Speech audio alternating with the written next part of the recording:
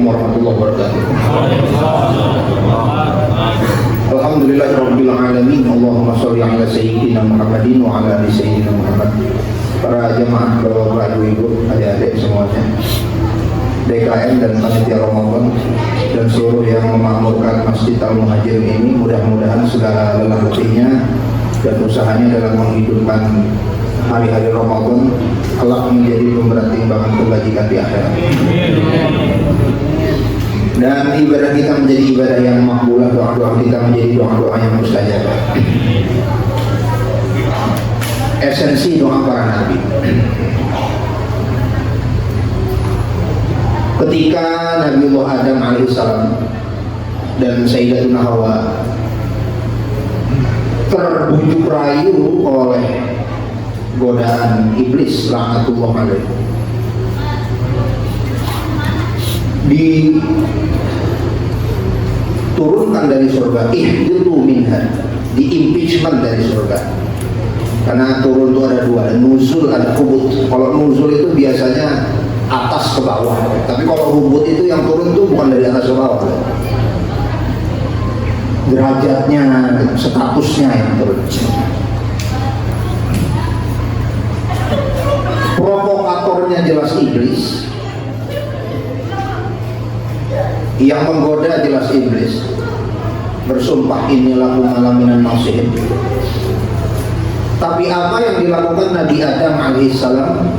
Beliau bermunajat, berdoa kepada Allah Subhanahu wa taala dengan satu doa yang populer. Rabbana dhallamna anfusana wa illam taghfir lana wa tarhamna lanakunanna minal khasirin. Rabbana, Tuhan kami, dhallamna, sungguh kami telah menzolimi diri kami. Kami telah menzolimi diri kami, dan jika Engkau tidak mengampuni kami dan merahmati kami, sungguh kami termasuk dari golongan yang merugi.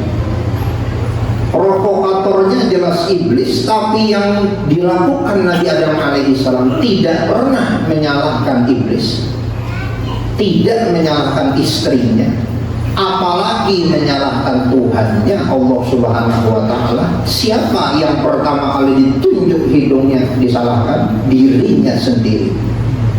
Kami yang menzalimi diri kami. Sampai sekarang tidak pernah iblis menjadi tersangka utama dalam kasus turunnya Adam bagi Nabi Adam alaihissalam. Bagi Nabi Adam. Sama halnya dengan Nabi Yunus alaihissalam, Zunnun yang dimakan ikan. Ketika Nabi Yunus alaihissalam diperintahkan bahwa deadline azab 3 hari lagi, kalau nggak bertobat azab turun. Yang dilakukan kaumnya di hari pertama semakin membangkang. Buktikan Yunus minum-minum, berzina. Hari kedua makin membangkang. Mana azab ini? Hari ketiga mungkin Nabi Yunus tidak tahan, ditinggalkan kaumnya. Zahaba mughadiban, pergi dalam keadaan marah Nabi Yunus alaihissalam. Yang singkat cerita nanti dikelamikan. Apa kata Nabi Yunus alaihissalam? Ditelan ikan 40 hari dalam riwayat di dalam perut ikan.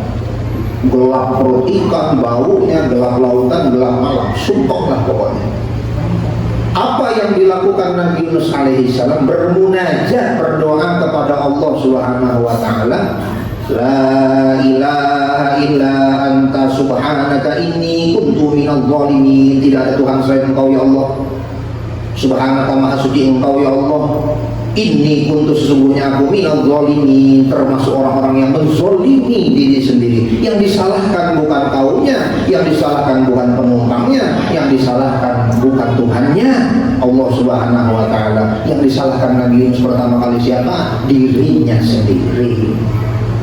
Ini yang disebut dengan self criticism. Yang ditunjuk tuh kalau ada masalah tuh diri sendiri dulu sebelum orang lain yang ditunjuk. Jadi kalau pemerintah ada masalah tuh jangan tunjuk rakyat dulu, tunjuk diri sendiri dulu. Rakyat ada masalah jangan tunjuk orang lain dulu, pemerintah dulu misalnya, tunjuk diri sendiri. Kalau suami ada masalah jangan tunjuk istri dulu, tunjuk diri sendiri dulu. Kalau istri ada masalah jangan tunjuk anaknya, tunjuk diri sendiri dulu, dan seterusnya dan seterusnya. Itu secara individu, secara sosial bagaimana? Secara kolektif bagaimana? Ini juga secara kolektif kita agak punya masalah.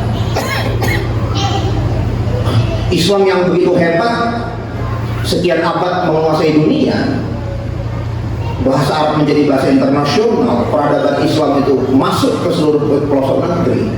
Tapi di akhir abad ke-19, di abad ke-18, di abad ke-18 tahun 1700 sekian, runtuh Islam itu. Mesir dikuasai oleh Napoleon Bonaparte. Tapi yang dibawa oleh Napoleon Bonaparte bukan hanya tentara, bukan hanya dikuasai secara militer, tapi dibawa mesin cetak, dibawa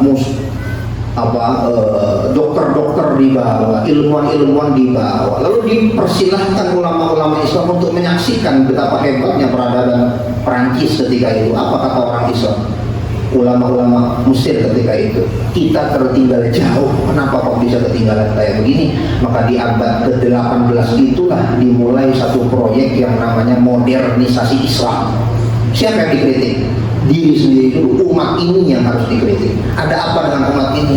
Bukan kolonial yang dikritik, diri sendiri dulu yang dikritik. Kok bisa selama ini? Lalu dilakukanlah pembongkaran pemahaman keagamaan sampai di abad ke-19 Palestina caplok oleh Israel. Satu abad lebih pasca modernisasi Islam, ulama ketika itu kemudian menyatakan proyek modernisasi Islam sampai abad ke-19 awal abad ke-20 masih belum menghasilkan apa-apa. Artinya ada masalah dengan kita. Entah mungkin karena kita tuh percaya sama dukun banget, percaya sama mistis banget atau bagaimana, sehingga opini aja gitu. Padahal menurut data, kalau menurut data Indonesia itu menjadi salah satu negara paling religius di dunia.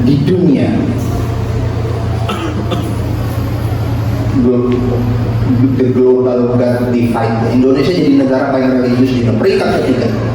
Yang pertama itu Somalia, Nigeria, negara-negara Afrika. Tapi walaupun Indonesia jadi negara paling religius di dunia, Indonesia juga jadi negara paling korup di dunia, itu masalah.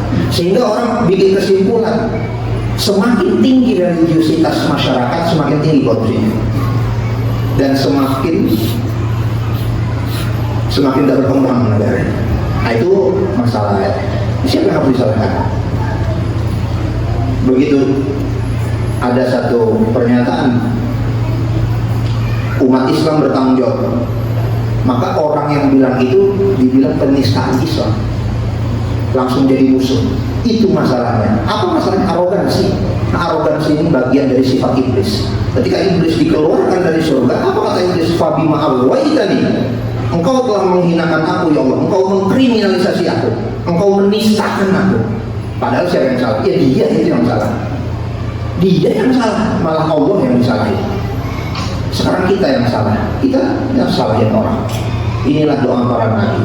Frekuensinya mari kita samakan. Nabi ketika bermunajat itu melihat kepada dirinya sendiri apa yang salah dari diri. Look in, muhasabah, introspeksi diri. Bukan look out siapa jadi tunjuk-tunjuk orang.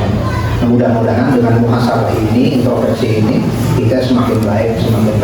Kalau kita baik, insya Allah lingkungan pun akan berubah jadi baik.